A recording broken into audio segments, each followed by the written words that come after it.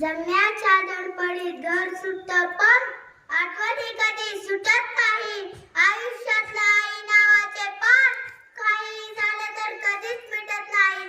तिच्या हाताचा पाळणा करून सांभाळते ती आपल्याला आपल्या आयुष्यात आनंदाचा नेहमीच फुलावते. ती मला आपण जरी विसरलो तरी माया तिचे कधी घटत नाही. आयुष्यातलं आई नावाचे पान काही झाले तर कधीच मिटत नाही. तिच्या अखेरच्या श्वासापर्यंत तिला आपलाच लळा असतो. आपलं भलं व्हावं त्यातच तिच्या जगण्याचा सोहळा असतो. तिच्या पंखाखाली मन निवांत असते. चिंता कधी वाटत नाही. आयुष्यातलं आई नावाचे पान काही झालं तर कधीच मिटत नाही. आयुष्यातलं आई नावाचे पान काही झालं तर कधीच मिटत नाही. माझी आई खूप गोड आहे. ती दररोज सकाळी लवकर उठते. माझी आई घरातील प्रत्येकाची काळजी घेते. आजी सांगते की माझी आई आमच्या घराची लक्ष्मी आहे. मी सुद्धा आईला देवाप्रमाणेच मानते आणि तिच्या प्रत्येक शब्दाचे पालन करते. माझी आई घर अतिशय चांगल्या प्रकारे सांभाळते.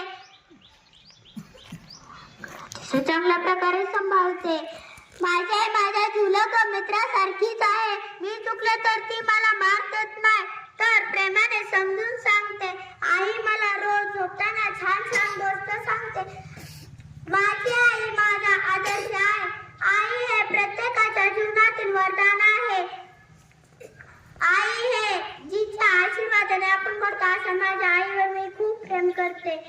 आई माझा गुरु, आई माझा कल्पतरू, सौख्याचा सागर माझी आई. साने गुरुजींना लिहिलेल्या ओळीमध्ये खूप सत्यता आहे. माझी आई मला रोज उठून शाळेची तयारी करायला मदत करते.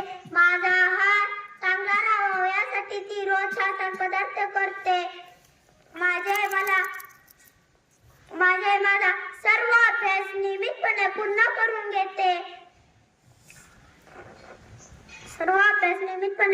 घेते. माझ्यासाठी जसे कष्ट घेते तसे ती घरासाठी सुद्धा खूप कष्ट घेते.